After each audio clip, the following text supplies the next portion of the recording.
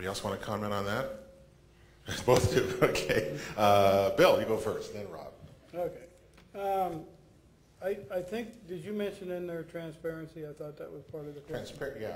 In regard to transparency, how much right. taxpayer money? Okay, yeah. So we tried to be as transparent as we could, but as far as the labor issues and negotiations with contracts, we had, I believe, 6, am I right, 6, 7 executive sessions. So that was, you know, we had to do that because of the contract on that one.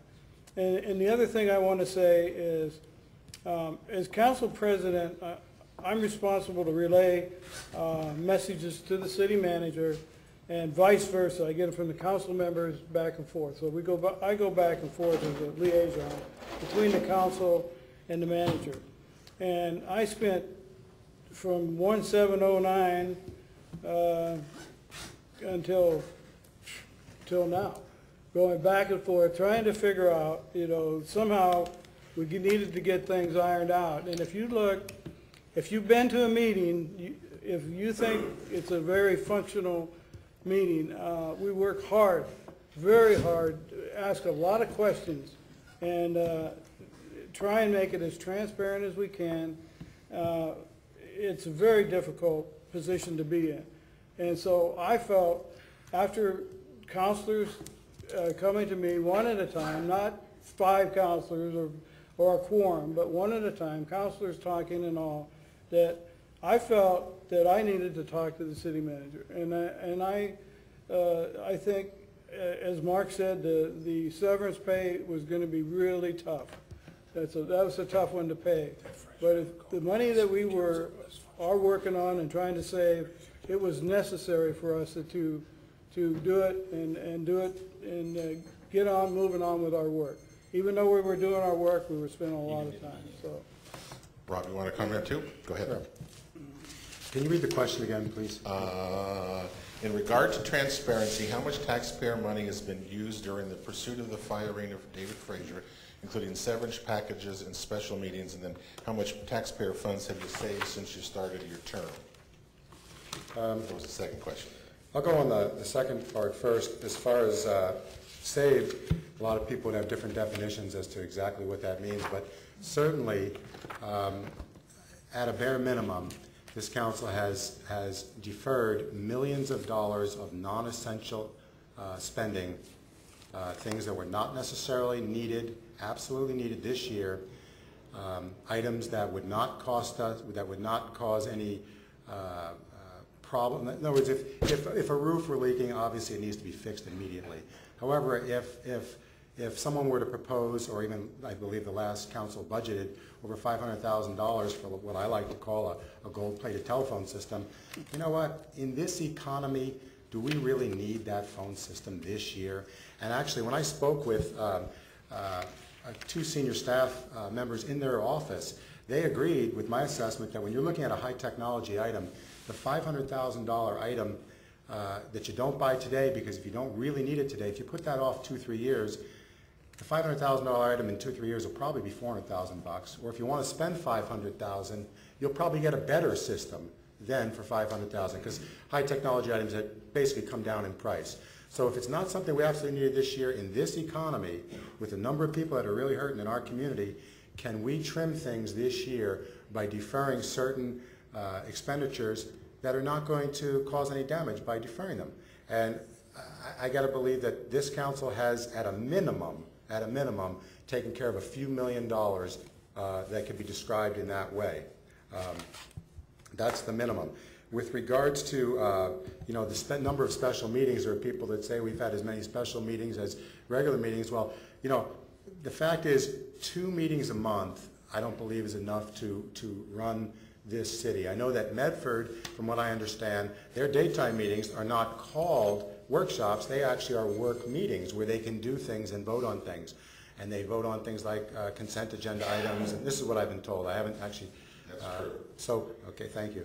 So, verification. So they have twice as many meetings as we have. And that probably is a direction this city may have to go because we've got, well, certainly with this council, we ask a lot of questions, there's a lot to go over, there's a lot of work to be done. We go back to a rubber stamp council, I'm sure they could probably get away with 1 meeting a month. I mean, what difference does it make? But if you've got a council that's going to ask questions and do work, 2 meetings a month is probably not enough time. And this council's been doing work, we needed extra meetings. So there may be a cost involved, I don't know what they are. Thank you. Medford does. Daytime meetings are for consent agendas and things, and nighttime meetings are all for their public hearings that they do. But you are correct there. Next question is, how much will the recall? How much is the recall going to cost the taxpayers of Grants Pass? Good question. Who wants to answer that one? Ward looks like he's ready to go. I don't know the dollar figure, what the recall costs. I'm not the. I haven't checked into it. I've heard it's many thousands of dollars, but I think over 30. Over 30. Someone just over 30,000. Someone just said, I think where the real cost is going to be is if this council gets recalled. That's where the real cost of the community is going to come in, because if this council gets recalled and we go back to the, as someone just referred to, a rubber stamp council like we've had in the past, and you have the administrators and bureaucrats without any questions, without any checks and balances, without looking into how they're spending the money, I guarantee you that you are going to see, well, a river district project proposed to be $58 million. You have any idea what that would cost on your property tax bills? And if the people want it, fine, let them vote for it, but at least let them vote. And I say that the true costs are immeasurable if this council gets recalled. Anybody else? Rob? Well, I think that just the whole recall process is costing everybody. I mean, it's just amazing amount of time and an amazing amount of aggravation. You know, we had a meeting today, executive session.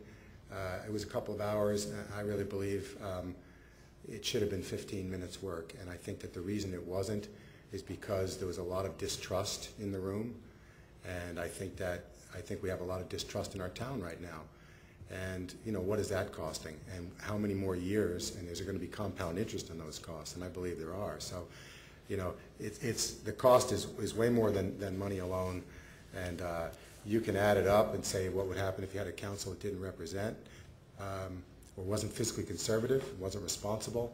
You can also say that what does it already cost us, you know, with regards to friends, neighbors, business associates who are now looking at each other with an eyebrow raised, and maybe yeah, okay, we all get along. We have people that come up in front of the council and say things like, you know, we appreciate so much the time you put in, and then you turn around and they're talking people into recall signatures. Really, they realize they really appreciate, you know, all the time I put in, and then they're trying to recall me. Well, what kind of cost is that to our community? That kind of doublespeak. So, you know, who knows what it's.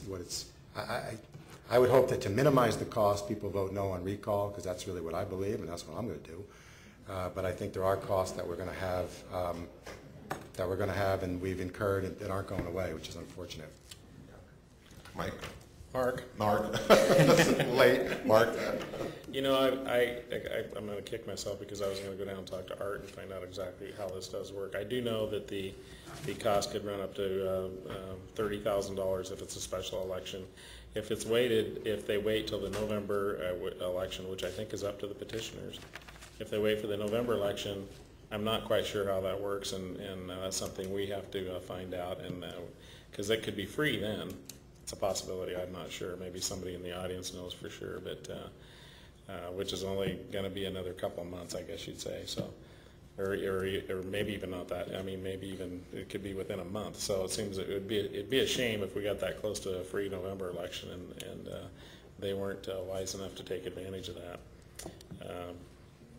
That would be the true dollar cost, but there are other costs to all of us. The way I understand recalls is that once the petition is filed, you have so many days to file it, so many days to verify the signatures, and then you've got to have an election within 30 or 60 days, something like that. I'm not sure exactly. But